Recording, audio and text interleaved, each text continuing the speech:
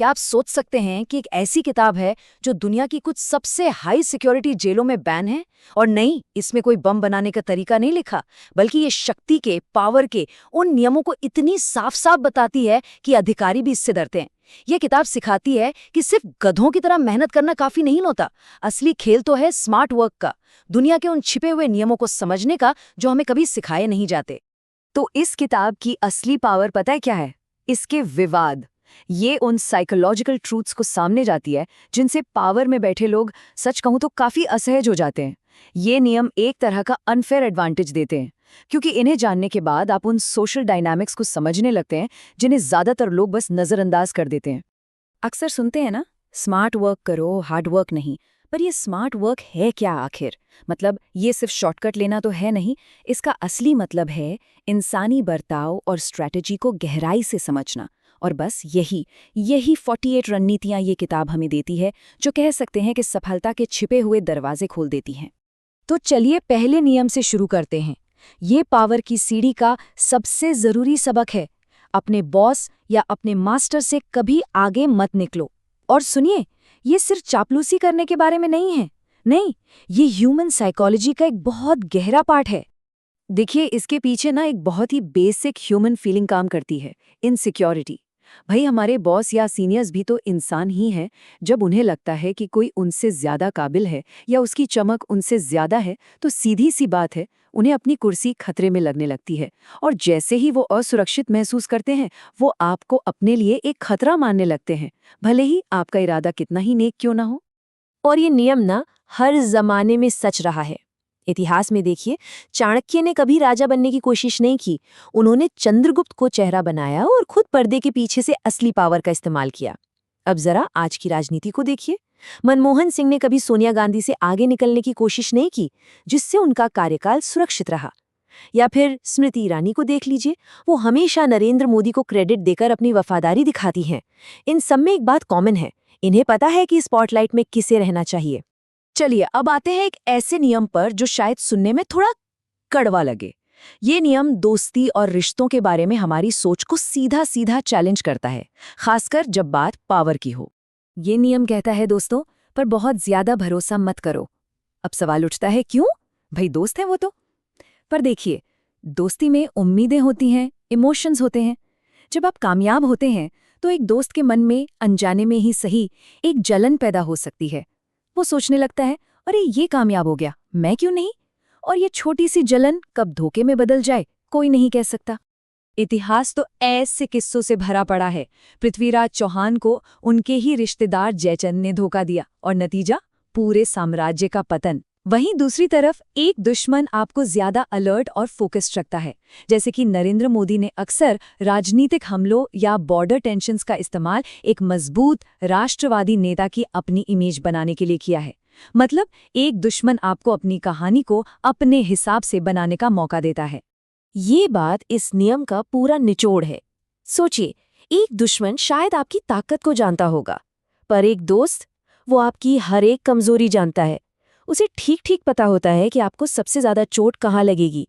हमारा अगला नियम है सीक्रेसी की पावर के बारे में। ये सिखाता है कि अपने असली इरादे हमेशा छिपाकर क्यों रखने चाहिए। एक मिनट के लिए सोचिए, आप शतरंज खेल रहे हैं और अपने सामने वाले को अपनी अगली 4 चालें पहले ही बता दें, क्या होगा? वो आपको आराम से हरा देगा, है ना? असल जिंदगी भी बिल्कुल ऐसी ही है।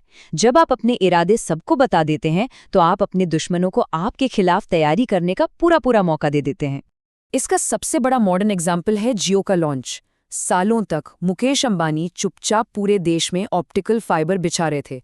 सब सोच रहे थे कि शायद कोई ब्रॉडबैंड सर्विस आएगी। किसी को भी अंदाजा नहीं था कि वो पूरी की पूरी मोबाइल इंडस्ट्री को हिलाकर रख देने वाले हैं। और फिर एक दिन उन्होंने जियो को फ्री कॉल्स और डेटा के साथ लॉन्च कर दिया। जब तक बाकी कंपनियां कुछ समझ पाती, गेम ओवर हो चुका था। ये थी सीक्रेसी की असली पावर।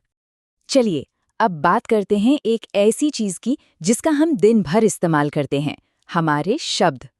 चौथा नियम हमें सिखाता है कि कम बोलना ज्यादा पावरफुल क्यों होता है।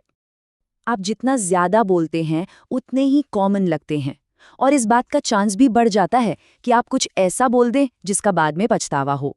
लेकिन जब आप कम बोलते हैं तो आपके शब्दों में वजन आ जाता है। लोग आपकी हर बात को गौर से सुनते हैं क्योंकि उन्हें पता होता है कि आप बेवजह नहीं बोलते। हार्दिक पांड्या का वो टॉक शो वाला विवाद याद है, या संजय दत्त के वो बयान जिन्होंने उन्हें मुश्किल में डाल दिया था? ये सब ज्यादा बोलने की कीमत चुकाने के बेस्ट एग्जाम्पल हैं। और दूसरी तरफ सचिन तेंदुलकर और MS धोनी को देखिए, सालों तक टॉप पर रहे लेकिन हमेशा कम बोले, और जब भी वो बोलते थे पूरी दुनिया सुनती थी। उनकी खामोशी ही उनकी सबसे बड़ी ताकत थी। हमारे अगले 2 नियम एक दूसरे से बहुत गहरे जुड़े हुए हैं। ये है पब्लिक परसेप्शन के बारे में, मतलब लोग आपके बारे में क्या सोचते हैं। और आज की डिजिटल दुनिया में ये एक ऐसी चीज़ है जो आपकी पावर को बना भी सकती है और पल भर में तोड़ भी सकती है।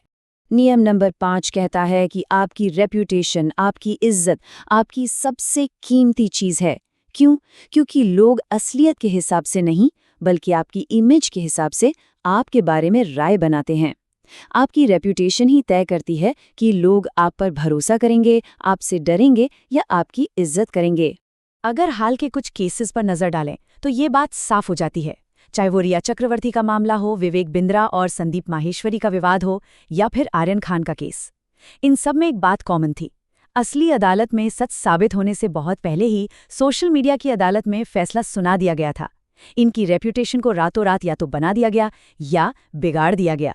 ये कहावत बिल्कुल सही बैठती है। इज्जत कमाने में सालों लग जाते हैं, बूंद बूंद करके, लेकिन इसे गंवाने के लिए सिर्फ एक गलती, एक अफवाह या एक वायरल वीडियो ही काफी है। और छठा यानी आज का आखिरी नियम कहता है, हर कीमत पर अटेंशन हासिल करो। आज की दुनिया में जिसे कोई नहीं देखता उसका कोई वजूद ही नहीं होता। आपको कोई इग्नोर कर रहा है तो इसका मतलब है कि आप पावरलेस हैं।